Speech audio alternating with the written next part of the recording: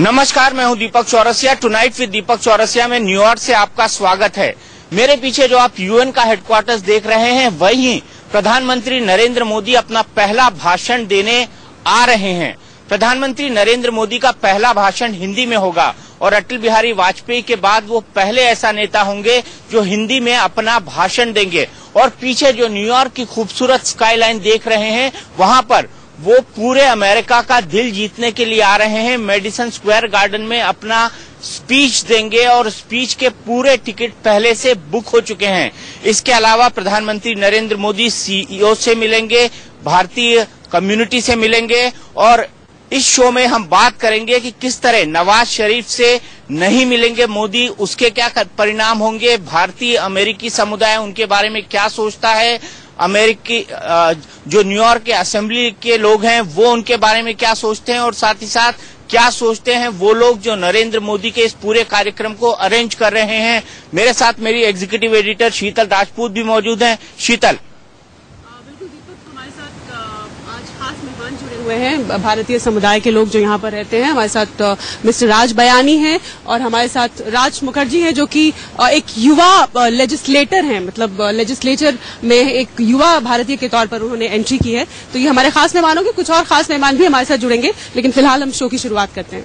जी हाँ, डॉक्टर राज बयानी, आपको क्या एक्सपेक्टेशंस हैं खासकर इस विजिट से? और शुरुआत आज के न्यूज पैक से अगर हम करें तो वो नवाज शरीफ से नहीं मिल रहे हैं। आपको क्या लगता है कि इससे क्या भारत और पाकिस्तान की दोस्ती में कोई रोड ब्लॉक आने वाला?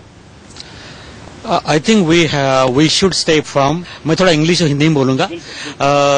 हम अगर फर्म नहीं रहेंगे तो they will keep pushing against us against the wall. So Narendra bhai Modi जो कर रहे हैं वो बिल्कुल सोच के कर रहे हैं और उनका जो सोचना है कि नवाज शरीफ से नहीं मिलना है, क्योंकि जब तक पाकिस्तान की तरफ से पॉजिटिव स्टेप्स नहीं आते हैं तब तक हमने पॉजिटिव स्टेप्स दिया है। उनको हमने इनॉग्रेशन के लिए भी बुलाया था। तो अभी ball is Nawaz Sharif's court. So he has to take positive steps to show that he's serious about the friendship with India. So I think that is a good step. Good step है कि वो नहीं मिल रहे हैं यहाँ पर? Yeah, means good step ये है कि we have to keep our stature. So he has to take positive steps to show that he's serious about the friendship with India. So I think that is a good step. Good step है कि वो नहीं मिल रहे हैं यहाँ पर? Yeah, means good step ये है कि we have to keep our stature and we have to stay firm. That doesn't mean we are antagonizing him. Nawaz Sharif जी ने एक्सप्रेस करना चाहिए कि वो भी मिलना चाहते हैं, तभी हम बोल सकते हैं कि हम भी मिलना चाहते हैं। अभी हम ऐसे बोले कि नरेंद्र मोदी मिलना चाहते हैं और नवाज शरीफ जी कुछ पॉजिटिव आया नहीं तो उसका कुछ फायदा नहीं है। शीतल, आप क्या सोचती हैं? आप इतने दिनों से भारत और पाकिस्तान के रिश्तों को और उनके डायमेंशंस को कवर कर रही हैं, क्यों नहीं हो रही है मुलाकात? क्योंकि बहुत सारे कंपल्शंस हैं। भारत में भी बहुत दबाव है, विपक्ष का दबाव है, भारतीय कंस्टिट्यूएंसी का दबाव है कि पाकिस्तान ने लगातार बहुत सारी हिमाकतें की है बॉर्डर पर, लगातार बॉर्डर पर फायरिंग जारी है और कोई भी कारस्तानी वो करने से छूट नहीं रहा है। तो इसलिए मुझे लगता है कि भारत को एक स्ट्रांग मैसेज देना ही पड़ेगा, जो कि वो यहाँ पर दे रहा है। और ऐसा लगता है आपको कि अगर नवाज शरीफ से मुलाकात होती है तो पूरा शो जो है वो भारत वर्सेस पाकिस्तान और भारत एंड पाकिस्तान में कन्वर्ट हो जाएगा और मोदी उसको अवॉइड करना चाहते हैं? ये भी एक वजह हो सकती है, क्योंकि मोदी की अमेरिका यात्रा का थ्रस्ट जो है वो इंडो यूएस है और ओबामा के साथ उनकी बातचीत है जो कि 29 और 30 को होनी है। तो ये भी एक वजह हो सकती है और उसके साथ साथ जो पाकिस्तान में हाल में हरकतें की हैं वो एक सॉलिड रीजन भी बना है कि मोदी नवाज शरीफ से नहीं मुलाकात करेंगे। हमको लगता है कि राज से पूछना चाहिए। राज, एक यंग इंडियन अमेरिकन लेजिस्लेचर के नाते आपको क्या लगता है कि ऐसा सही है? In what's the translation for the question? Do you think the stand that's been displayed by the Indian government, they've decided not to hold talks with the Pakistani government, with Prime Minister Nawaz Sharif? Do you think that's an apt stand and it's just the right thing? I always encourage dialogue where it's possible. I'll only rather than comment on the intra-regional intricacies of the relationship, I will comment to the extent that it pertains to the Prime Minister's visit to the United States. आपका कहना है कि dialogue हमेशा होना चाहिए, रुकना नहीं चाहिए, it shouldn't stop. Right, but I also respect the Indian government's right to coordinate its own strategy, and I think between the U.S. and India, we recognize, look, India was the first foreign victim of Al-Qaeda's and Taliban's alliance, dating back to the Air India flight in '99, and the American and Indian strategic security concerns in the region are shared. So to that end, we need to also respect the ability of the Indian government to coordinate its own strategy. Ultimately, I hope that dialogue will prevail, and maybe time will allow that to happen.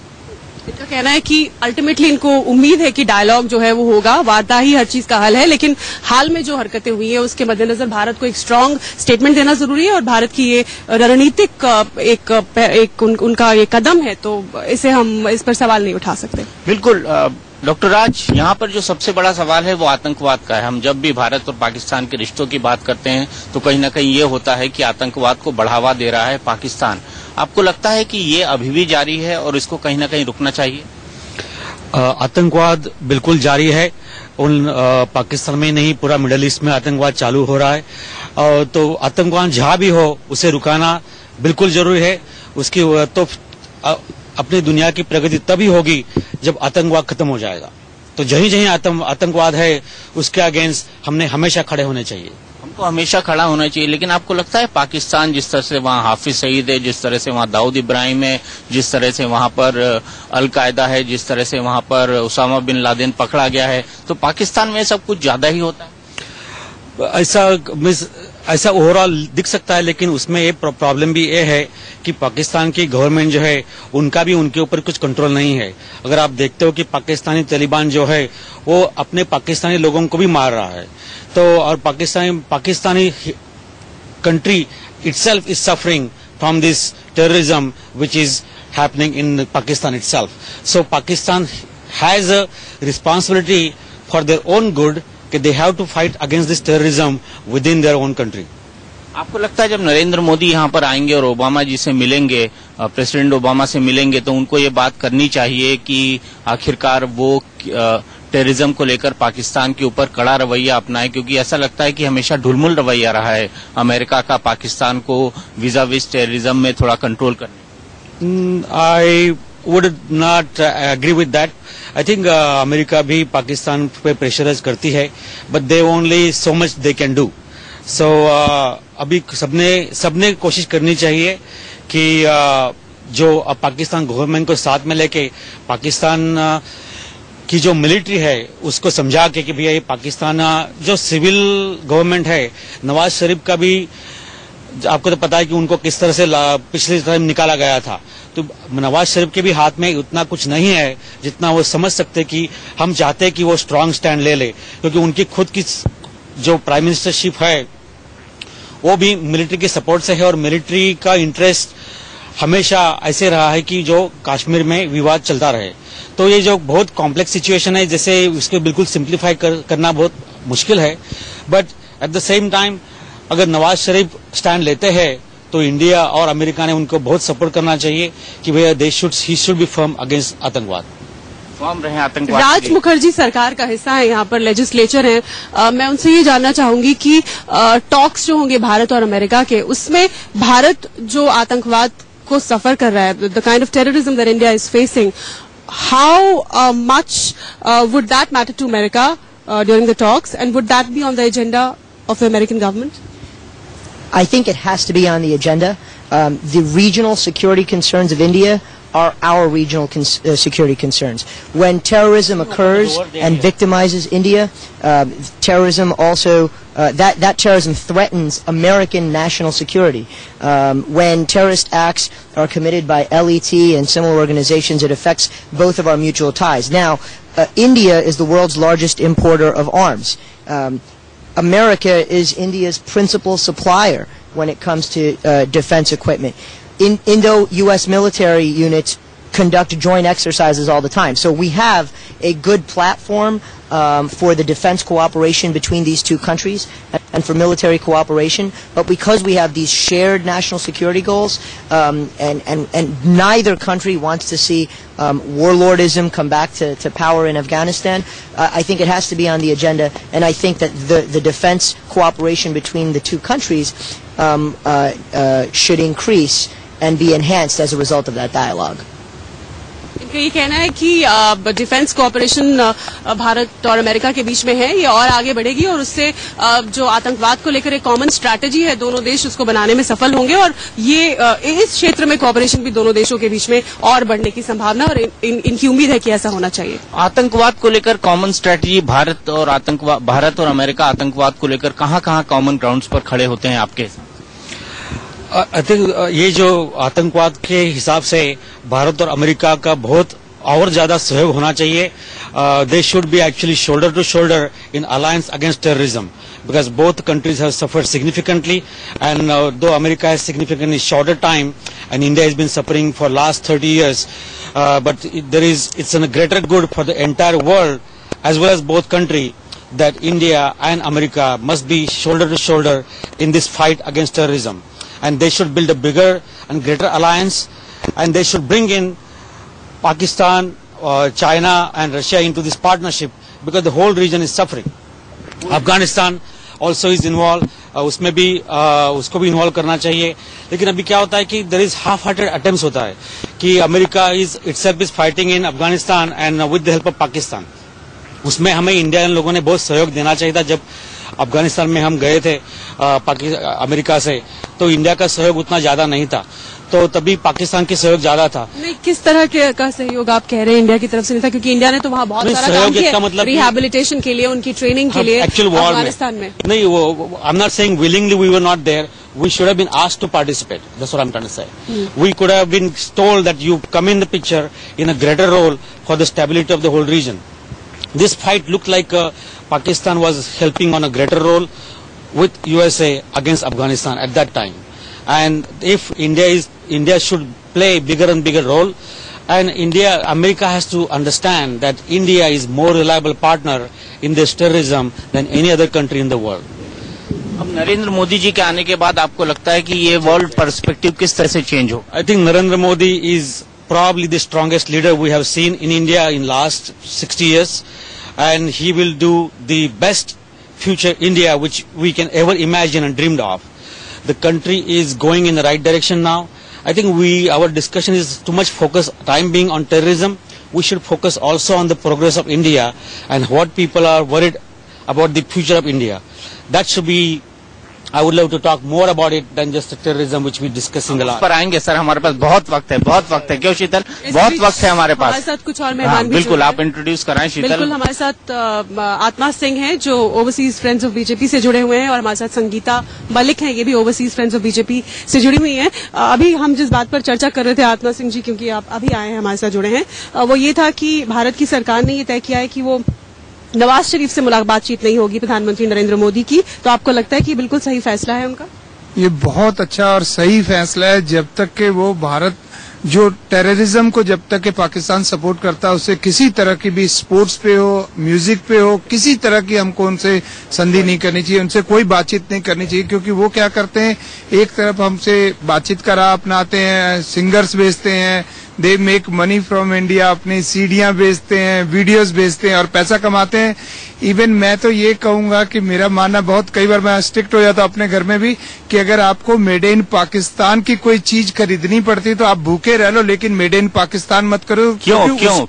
क्योंकि उसकी एक, अगर आप $2 का अचार भी खरीदते हो तो उसके अचार पे भी जो 20 पैसे भी अगर उनको प्रॉफिट होता है, उस 20 पैसे का 10% जो टेररिज्म में जाता है. तो हमें चाहिए कि उनका टोटल बाइकाट करना चाहिए. तो उनको ये बात समझ में आएगी कि अब धीरे धीरे लोग इन चीजों के, टेररिज्म के खिलाफ होने लगे हैं. तो थोड़े से कदम, अच्छा नहीं लगता है, लेकिन थोड़े से कदम अच्छे उठाने पड़े.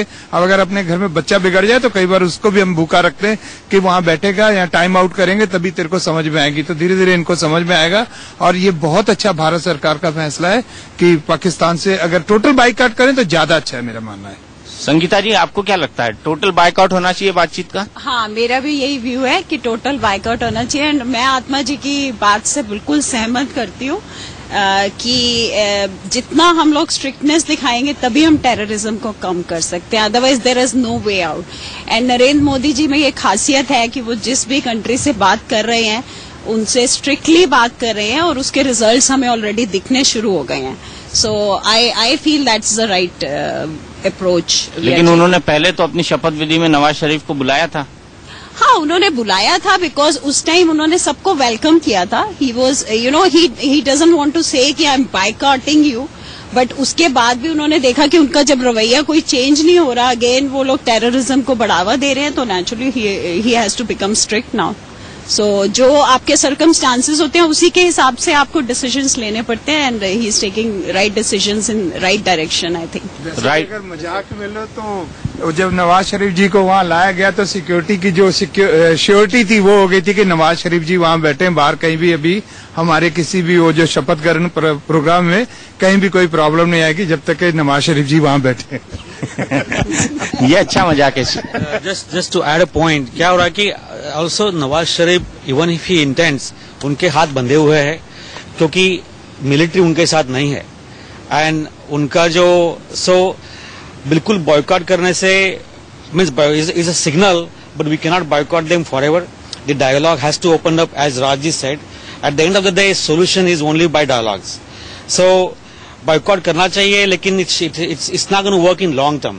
लॉन्ग टर्म स्ट्रेटेजी कुछ तो होनी चाहिए कि एज आप बोल रहे हो कि we have to have other alliances and other countries pressurising the Pakistan, saying that look, this has to stop. So even though if we're not talking, we have to convey the message through other countries, other partners, other alliances to the Pakistan that though we boycotting, that doesn't mean we are your enemies. We want to be your friends. We want to live together. We want to coexist peacefully. That is our message to them and to India and to America. That all we want, looking for is India is country of peace and happiness and serenity and coexistence. We have never attacked any country in our entire history. So that message has to be also given out very prominently. That boycott does not mean we are thinking something malicious or something with ill intention. The boycott is meant that your actions are not appreciated the way you're acting. So please grow up and act like a adult country, and understand that each country has their own rights, and each countrymen have rights, that they have right to live in the happiness, peace, and without any worrying who's attacking me and who's going to throwing bombs and who's going to blow themselves off in the next door. So this is very, very important, which has to be gone. Thank you. जो आप ये बोलना चाह रहे हैं कि acceptance, वो basically जो हम बायकॉट कर रहे हैं वो we want to show that we don't accept terrorism. It's not a boycott otherwise, like we want to show that we are strict about it. And the other thing is, as you are saying, alliance from other countries. Hindi में संगीता जी. हाँ, ये want to show that we don't accept terrorism. It's not a boycott otherwise, like we want to show that we are strict about it. And the other thing is, as you are saying, alliance from other countries. Hindi में संगीता जी. हाँ जी, sorry. जो आप alliance की बात कर रहे हैं तो उसमें सबसे बड़ा फैक्टर यूएस प्ले कर सकता है, बिकॉज यूएस उनको बहुत फंडिंग और हेल्प करता है. तो अगर यूएस हमारे साथ होगा तो I am sure we can achieve it.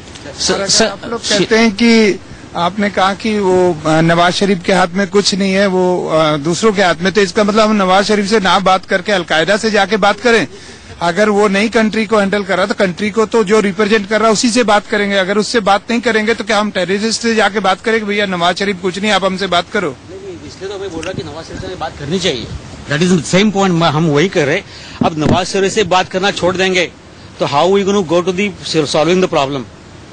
Eight the end of the day boycott करेंगे, नवाज शरीफ जी से बात नहीं करेंगे. Mean this is a right stand. I am not saying it's a right wrong stand. We have to give some message. This is a message. However, the effort should be continued. The dialogue should open in the right environment. जैसे America ने Iran से बातें की नहीं. They were not talking to each other almost 50 years. But लेकिन with European alliance and through the UN, now US is again engaging Iran with the atomic energy project. So same way, we have to involve other countries and continue the dialogue indirectly with Nawaz Sharif and Pakistan, so that the message is such that look, the intention is only to stop the terrorism. We want Pakistan to get better. We want Pakistan's country to become richer. The community or the population of Pakistan should come up as India is progressing in the financially. Pakistan should progress financially. And if all these things happen, the terrorism will automatically go down. So at the same time, they need a strong leader who can fight with the military and fight with the Taliban. So as America is helping them, but this should be a precondition that look, your army, which is at the border with the Kashmir, has to be working to prevent any incursion to the India of these terrorists. चलिए ये तो भारत पाकिस्तान ये तो talks खैर अब नहीं होंगे, लेकिन अब अमेरिका के साथ जो टॉक्स हैं उस पर मुझे लगता है दीपक हमें थोड़ा चर्चा को बढ़ाना चाहिए। उसकी शुरुआत राज से ही करना चाहिए। हम चर्चा कर रहे थे कि अमेरिका के एजेंडा पर क्या होगा, अमेरिका की क्या एक्सपेक्टेशंस होंगी, इंडिया को क्या उम्मीद रखनी चाहिए? I think that the agenda, which is a broad one, should necessarily hit upon civil cooperation between the countries in terms of clean energy, renewable energy, bolstering bilateral trade.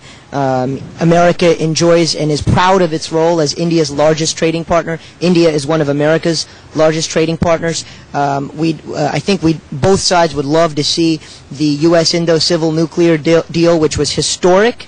We'd like to see the deal implemented and see if हमने ये observe किया है और सुना है और पढ़ा है कि अमेरिका में एक पॉजिटिव सेंटिमेंट है कि जो न्यूक्लियर लायबिलिटी कानून है भारत उसमें कुछ फ्लेक्सिबिलिटी ला सकता है। हालांकि भारत में इसे लेकर एक अलग सोच है, तो ये उम्मीद जो है, ये जो ऑप्टिमिज्म है, इसकी क्या वजह है America? We understand their challenges, but the fact is that Prime Minister Modi had a history in Gujarat as Chief Minister of cutting red tape, of making difficult things happen, even while there was a slow against the backdrop of a. ये red tape से ज्यादा भारत इसको अपनी सुरक्षा का मामला मानता है। बिल्कुल। Well, but my point was that that's one. It's a safeguard for them. It's a safety measure for them. And it is for other countries where there's investment in energy as well. But what I'm suggesting is that because he's got a mandate as part of a broader set of economic reforms that will promote and encourage foreign investment in India, infrastructure, grow the manufacturing economy. One of the aspects of that could involve. मेरा सवाल ये है कि अगर इसमें कोई progress नहीं हो पाती है जैसा कि अमेरिका एक्सपेक्ट कर रहा है, तो क्या जो बाकी की इकोनॉमिक कोऑपरेशन है वो भी थम जाएगी, या America would still go an extra mile to cooperate with India in other? I think America has to. I mean, one problem, something that I'm very concerned about as an Indian American and as an observer of the global economy, is the legislation we have proposed to impede H-1B visas, L-1 visas, which threatens the information and scientific cooperation between the world's oldest and largest democracies. We need to encourage knowledge workers from India to be able to help American investments grow, American companies and Indian companies. कुछ साल पहले भारतीय जो software professionals यहाँ आ रहे थे और outsourcing एक बड़ा मुद्दा था अमेरिका के लिए, और डेमोक्रेट्स इसके खिलाफ भी थे। ओबामा खुद इसके खिलाफ थे, ओबामा खुद खिलाफ थे। तो आउटसोर्सिंग के मुद्दे पर अब क्या होगा, क्योंकि प्रधानमंत्री मोदी ने नारा दिया है कम मेक इन इंडिया। बिल्कुल, outsourcing is a dead issue now. The only reason is outsourcing का इश्यू जब बना था तभी अमेरिका बहुत बड़ी रिसेशन में थी ना, तभी यहाँ के जॉब्स कट डाउन हो गए थे। That time they made issue. Now American economy is growing again, so nobody is talking about outsourcing any more. So I think that point is out of context. That point is out of context. लेकिन प्रधानमंत्री मोदी नारा दे रहे हैं कम make in India, तो क्या American companies come make in India करेंगे? Absolutely. The focus of Narendra bhai ji should be only single handed.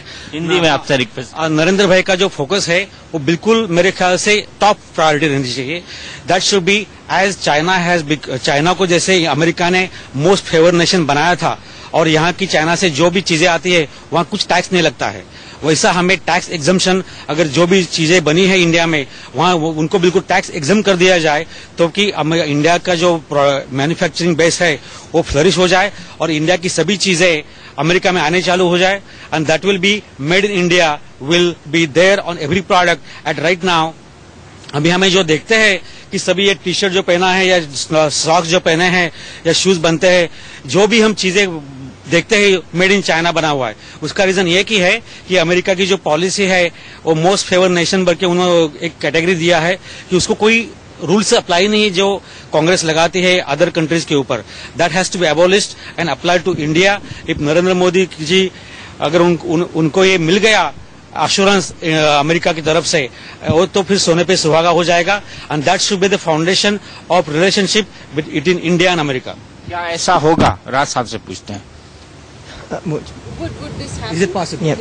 Yeah, I think that it's a natural alliance, an economic alliance where India and America. When you look at the Asian economy, right? India is like America. We're both non-secular, multi-ethnic, multi-religious democracies. So there should be a natural alliance between the two. And for India to grow in a manner in which China has economically, I think that the Modi administration has set forth the priorities to make that happen: infrastructure, manufacturing economy, ensuring that our that the Indian GDP isn't reliant on XYZ, and I think one way this trip will help to accomplish that is also looking at whether the intellectual property laws are on the table for being revised in a way that balances both goals and still is able to protect manufacturers and foreign investors from doing business over there. But I think that that's exactly right. That India's goal ought to be to see economic growth in a way that China has in recent years. एक सवाल आत्मा जी से है, आज की तारीख में, इस वक्त में, अब जब नरेंद्र मोदी आ रहे हैं, इस बदले हुए परिप्रेक्ष्य में अमेरिका के लिए भारत कितना जरूरी है? हाँ, इंडिया तो ऐसी पावर है कि मेरा मानना है व्यापारिक तौर पे भी देखा जाए, बिजनेस तौर पे भी देखा जाए, और यंग जनरेशन जो सबसे वेल एजुकेटेड यूथ है वो हमारे इंडिया में ही है। अगर किसी देश को भी तरक्की करनी है उसको हमेशा ही इंडिया से एक संधि करनी पड़ेगी कि वो हमारे काम आए और हम उनके काम आए। और अभी अपन बात कर रहे थे जो जॉब कट्स की, तो अभी भी कांग्रेस में यहाँ पे एक बिल पास होने वाला था कि भारत से इंडिया से जो लोग H1 L1 वीजा है उनको कट किया जाए, जिससे कि भारत पे दबाव बन सके। $30 बिलियन का नेट प्रॉफिट जो इंडिया को होता है, वो प्राइम मिनिस्टर के आने के पहले इन्होंने ऐसा बात फैलाई या रियल में है कि वो दबाव बनेगा कि 30 बिलियन का जो नुकसान है वो इंडिया को होगा। उस पर भी हमें पीएम को बातचीत जरूर करनी चाहिए क्योंकि इससे हमारे इंडिया को भी बहुत नुकसान होगा। और जो आने वाले समय में है, जो सबसे बड़ा फायदा अगर दुनिया में देखा जाए, अगर आपको एक हिंदी लैंग्वेज आती है, अगर आपको यूरोप में बिजनेस करना है तो आपको फ्रेंच, इंग्लिश और बहुत सारी भाषाएं आएंगी, और उतना सेल्स भी नहीं है वहाँ। इकोनॉमी मेरे हिसाब से इतनी अच्छी नहीं, लोग एक्सपेंड नहीं करते। लेकिन इंडिया एक ऐसी जगह है, प्रोडक्ट बाद में निकलता है, वहां पे लाइन पहले लग जाती खरीदने की। तो ज्यादातर लोगों की और अमेरिका की भी जो नजरें हैं वो भारत पे ही हैं, क्योंकि बिजनेस वहीं से होता है, वहीं से पैसा आ रहा है। कॉस्मेटिक में हमारी वुमेन्स हैं जो आजकल काफी शौक रखती हैं इन सब चीजों का, और फोन्स वगैरह हैं, आईपैड, आईपॉड सबसे ज्यादा इंडिया में बिक रहे हैं। और इकोनॉमी जो है इंडिया की बेस्ट है और सबको फोकस करना चाहिए। और हमारे बच्चे जो है बड़े इंटेलिजेंट हैं, और वैसे भी आईटी में अगर आप बता रहे हैं कि उस वक्त यहाँ पे काफी इकोनॉमी डाउन थी, तो यहाँ का अमेरिका का बच्चा कोई भी जो है वो आईटी सेक्शन में कंप्यूटर सीखने नहीं जाता, उस सॉफ्टवेयर बिजनेस में नहीं जाता, वो और किसी बिजनेस पे, मार्केटिंग पे फोकस करते हैं। इंडिया ही एक ऐसी कंट्री है जहाँ के बच्चे पैदा होते ही आईपॉड और आईपैड लेके कंप्यूटर में मास्टर बनना चाहते हैं। तो यही फ्यूचर है जो दुनिया का है। वो बच्चे ये भी बोलते थे मोदी फॉर पीएम, वो बच्चे ये भी बोलते थे। लेकिन संगीता जी, मेरा सवाल आपसे है, और सवाल मेरा ये है कि क्या हमको अब तमाम प्रोडक्ट्स पे, चाहे आपका कॉस्मेटिक हो, चाहे आपके कपड़े हो, जो आपने इतने सुंदर गाउन, आपने ओवरकोट पहन के रखा हुआ है, उन तमाम पे अब क्या देखने को मिल पाएगा अमेरिका में मेड इन इंडिया? हाँ, जरूर मिलेगा, क्यों नहीं मिलेगा। अभी भी ये नहीं है कि हमारा इम्पोर्ट, एक्चुअली मैं थोड़ी बहुत गारमेंट इंडस्ट्री से भी जुड़ी हुई हूँ, और उसकी मैं आपको एक बात बताती हूँ कि initially some time back it used to be only China China China. It is not only the tax issue which you are talking about. Quality was again a big issue, and now India's quality has improved a lot and China quality is going down, so people are again reverting back to India. And जो आपने IT का बोला कि अभी आज की date में बात नहीं चल रही है कि हम H1 वीजा नहीं देंगे, आई फील उसका एक इश्यू ये भी है कि उन्होंने रियलाइज कर लिया है कि इंडियन के आईटीज के बिना इस कंट्री का चलना भी बहुत मुश्किल है। अगर आप देखें तो हमारे Indians at most important post Indians are there. आप किसी भी इंडस्ट्री में चले जाइए, आप मेडिकल फील्ड से, आप मेडिकल फील्ड में देखिए हम कहाँ तक पहुंच गए हैं। इन यूएस लाइक आप मेजर पोजीशंस पे हैं, नासा में हैं। सो उनको ये भी रियलाइज है कि Indian brain is important for them and they need them.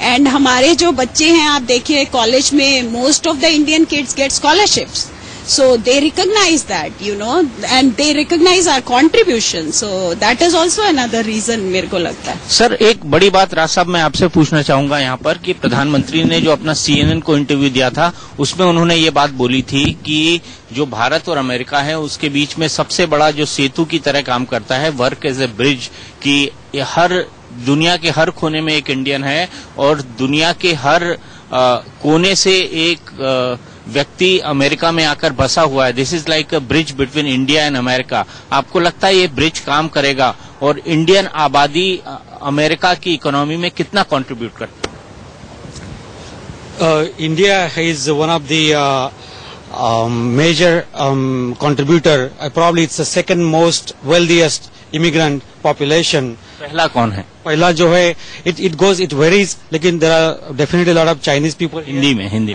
बहुत चाइनीज लोग भी बहुत है और फिलीपींस लोग भी बहुत है। उन लोगों का जो काम करना है वो जो हेल्थ सेक्टर में, नर्सिंग में फिलिपिनो लोग बहुत ज्यादा आते हैं। लेकिन highest per capita income average जो है वो फिलीपींस लोगों की है कि मोस्ट जो लोग वहां से आते हैं ना वो नर्सिंग में आते हैं और उनकी सैलरी काफी ज्यादा रहती है। लेकिन that is I am talking about average. लेकिन अगर हम मिलियनर पकड़ेंगे या नंबर ऑफ बिलियनर्स मिलियनर पकड़ेंगे तो India is definitely number 1 in immigrants nation, because people from India they are very smart, they are very hard working and they are very honest people. अपने Indian लोग जो है वो hard working है, honest है और स्मार्ट भी है, दिमाग वाले है, अच्छी उनको पढ़ाई मिलती है इंडिया में तभी, और वहां पढ़ाई करके यहाँ आते हैं। IIT से लोग जाते हैं, अपनी मेडिकल स्कूल जो है वर्ल्ड स्टैंडर्ड की है। मेडिकल स्कूल से जो लोग यहाँ आते हैं they are top of the notch line by their both things, intelligence and hard work. And this, as people say, this is what you need in life to succeed. You need to be hardworking and you have to work intelligently hard work. If you have only one of these, it will never work. So India के लोगों ने prove कर दिया है कि we can work in a way where we can succeed in USA. अभी as you said, अपने India में जो है, मैं इंडिया के बारे में बताऊंगा because I came from India. हम वहाँ मोदी जी को क्या कर सकते हैं कि वहाँ क्या होना चाहिए, तो वहाँ 3-4 चीजों इम्प्रूव होनी चाहिए। एक जो है हमारे जो BCom, BA और BSc की डिग्रियां है वो रियल लाइफ में कुछ काम नहीं आती है, क्योंकि उससे अगर हमें कुछ जॉब करना है तो BA BCom करके कुछ उसका वो प्रोफेशनल वोकेशनल जो गाइडेंस रहता है वो उससे नहीं मिलता है। दूसरी चीज जो है we have to change our structure of education completely.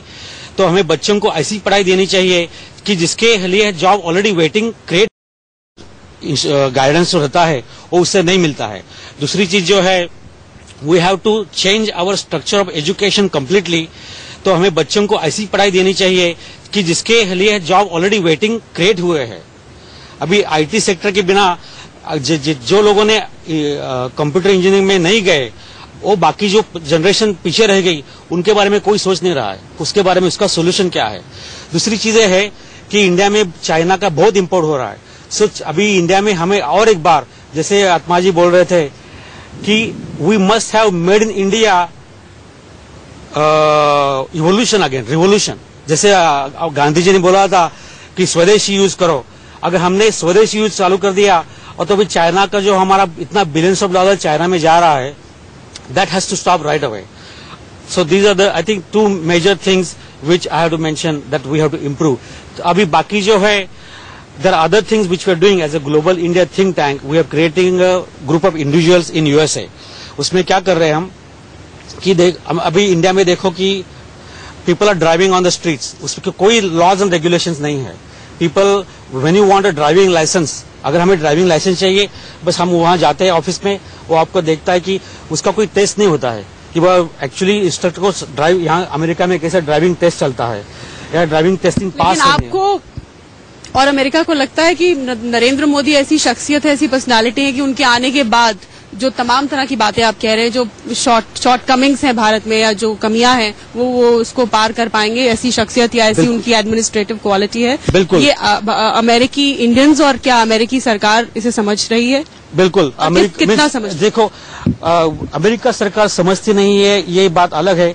Indian सरकार ने समझना चाहिए कि हमें क्या कमियां है, और उसके बारे में we have to create a plan and take other people's help. अगर हम दूसरे लोग समझे कि हमारी प्रॉब्लम सॉल्व करेंगे तो वैसा कभी नहीं होगा। हमने हमारा प्रॉब्लम समझना है, उसके लिए प्लान बनाना है, और उसमें जिसकी जिसकी सहायता चाहिए उनको हमें इन्वॉल्व करना है। अगर हमें फंडिंग चाहिए तो फंडिंग लेके आनी है, हमें ब्रेन पावर चाहिए तो ब्रेन पावर लेके आनी है। अगर हमें रोल मॉडल चाहिए अमेरिका से कि वो अमेरिका की सिस्टम कैसे कर रही है, तो यहाँ के लोग बैठे हैं हेल्प करने के लिए, तो वो उनको हमें वहां लाना चाहिए, उनका गाइडेंस लेना चाहिए और बनाना चाहिए। अदर एग्जाम्पल मैं दूंगा, इमरजेंसी मेडिकल सर्विसेज। अपना एक्सीडेंट होता है हाईवे के ऊपर, 2-2 घंटा 3-3 घंटा उसको उठाया नहीं जाता, हॉस्पिटल तक कोई लेके नहीं जाता। हॉस्पिटल आदमी पहुंचता है तो उसका प्रोटोकॉल नहीं है कि उसको इमरजेंसी रूम हमें इंडिया के हॉस्पिटल में बनाई नहीं है। तो ये EMS सर्विस जो बोलते हैं, इमरजेंसी मेडिकल सर्विस, वो बिल्कुल प्रिमिटिव स्टेज में है। अभी हमारे हेल्थ केयर जो है, अभी प्राइमरी हेल्थ केयर सेंटर जो गांव-गांव में बिछे है, वहाँ कुछ सर्विस नहीं मिलती है उनको। तो ये जो चीजें है उसमें कोलैबोरेशन बढ़ाओ, और उसके यहाँ का जो सिस्टम है, हमारा एक बहुत बड़ी गलती हुई थी, नेहरू जी ने की थी। हमारा कंट्री बस अपना रशिया के पीछे जाके उनके सिस्टम पे काम चलाया था, तो यहाँ के, और उसके लिए हमारा कंट्री 200 ईयर्स पीछे रह गया। Everybody in the world is looking to the America as role model for development. ठीक है, आपकी बात हमने मानी, लेकिन चलते चलते हमारे पास वक्त बिल्कुल कम है। संगीता जी, नरेंद्र मोदी की 2 खूबियां जो आपको लगता हो, बड़े संक्षेप में, जो आपको लगता हो कि इन तमाम दिक्कतों को जिसको डॉक्टर राज बता रहे हैं उनको दूर कर सकती है। उनकी जो 2 खूबियां मैं बोलूंगी, एक तो लीडरशिप क्वालिटी है, he is a very strict good administrator and he is trying to cut down the corruption. I think these 2 things can change India drastically. Atma Singh जी, हमारे इंडिया में एक बड़ी चीज है कि हम बहुत जल्दी किसी से भी रिजल्ट चाहते हैं। नरेंद्र मोदी रिजल्ट नहीं चाह रहे हम। हाँ, नरेंद्र मोदी साहब जैसे आ रहे हैं, अभी उनको 3 महीने हुए हैं। हमारे यहाँ पे जो पॉलिसी, अमेरिका में जो पॉलिसी बनती है, अगर ओबामा आज फॉलो करता है तो वो पॉलिसियां 30-35 साल पहले बनी हुई है, जिनको स्टिल वो फॉलो कर रहा है, उसको कट नहीं करता। हमारे यहाँ क्या है कि कोई भी दूसरी लीडरशिप आती तो हमें एक ऐसा नियम बनाना चाहिए कि आज जो नरेंद्र मोदी जी जो लकीर खींच के जाएं तो सब उस पे जरूर चले, उसको जरूर आधे तो हमारे जेल में होते हैं, कभी ऐसा भी होते हैं। मैं हिंदी में बोल रहा हूँ ताकि दूसरों को समझना पड़े। जेल वेल की कोई, ये तो देखो यहाँ पर भी 17% अमेरिकन जो सिटीजन है, 14 से 17% लोग जेल में। तो अमेरिका नहीं, हमारे तो पॉलिटिशियंस जेल में होते हैं, हमारे तो पॉलिटिशियन जेल में होते हैं घोटालों में। ये कोई बात, लेकिन हमें सपोर्ट करना चाहिए। अगर नरेंद्र मोदी आए तो उनको जरूर, जिन लोगों को पॉलिटिशियन में क्रिमिनल में इंडाइटमेंट दिया है उनको बिल्कुल डिस्क्वालीफाई करना चाहिए, और ये संसद में नरेंद्र मोदी जी ने बिल्कुल पास करना चाहिए। एक्चुअली अभी भी कहा जाता है कि जो चुने गए हैं उसमें से कुछ लोग ऐसे भी है जिनके ऊपर क्रिमिनल चार्ज लगाए हुए हैं, तो उनको क्लीन अप करवा दो। नरेंद्र भाई जी को ये बहुत हमें लीड बाय द एग्जाम्पल करना चाहिए, and he will do it, we know. But आज जैसे आत्मा जी कह रहे कि बस उनको थोड़ा टाइम दो, तो वो करके दिखाएंगे। शीतल, कंक्लूड करते हुए आपको मैं चाहूंगी कि क्योंकि ये एक रिप्रेजेंटेटिव है, प्रतिनिधि है यंग इंडियन अमेरिकन, तो आपको क्या लगता है कि नरेंद्र मोदी किस तरह से भारत और अमेरिका के रिश्तों में एक जबरदस्त उछाल ला पाएंगे? ऐसा क्या है या क्या वो कर सकते हैं? And the translation is, how do you think Narendra Modi can bring about a big jump, a big change, give a huge impetus to Indo-US relations that has not happened so far? I think that the very fact of his presence here is step one in the direction. The Indo-US relationships certainly has the evidence of all of the positives that have been gained from that relationship, but it has been full of missed opportunities. Prime Minister Modi's chance here and America's chance here in dealing with the Indian government is to start to take advantage of the missed opportunities along the way. That's where I think, and the beauty of it is, just like some of the people sitting at this table here today, America sees what Indians are capable of because they see us here. We are an intelligent immigrant base. We are an educated diaspora. We are a hard-working diaspora. We have been successful in every field in America. So when you take the world's oldest democracy and the world's largest... Finally woken up to this. I think so, and I think now going forward, you take these areas that the Prime Minister, because the Indian government and the American government face similar challenges, and so because we're united in that way, because we have these similar attributes of being multi-ethnic democracies, and because we have similar challenges in our economic growth and everything, we have shared regional security goals in South Asia. This is the perfect time. This is the perfect time for these countries to enjoy, and especially because of Prime Minister Modi's electoral mandate, which brings the ability to predict what will happen, predict outcomes for businesses and investors to know that he can be true to his word. Because बहुत सारा optimism हमें यहाँ देखने को मिल रहा है दीपक। this is the time. This is the time. जी हाँ, बिल्कुल, बहुत सारा ऑप्टिमिज्म, बहुत सारी उम्मीद देखने को मिल रही है और लोग बहुत हसरत भरी निगाहों से नरेंद्र मोदी को यहाँ पर देख रहे हैं। तो टुनाइट विद दीपक चौरसिया में आज इतना ही। कल न्यूयॉर्क से एक नए मुद्दे के साथ फिर हाजिर होंगे, हम आपको ये बताने के लिए कि नरेंद्र मोदी की न्यूयॉर्क और वॉशिंगटन की यात्रा का काउंटडाउन अब शुरू हो चुका है। तो मुझे और शीतल राजपूत को आज के लिए इजाजत दीजिए। टुनाइट विद दीपक चौरसिया में आज इतना ही। इंडिया न्यूज पर खबरों का सिलसिला लगातार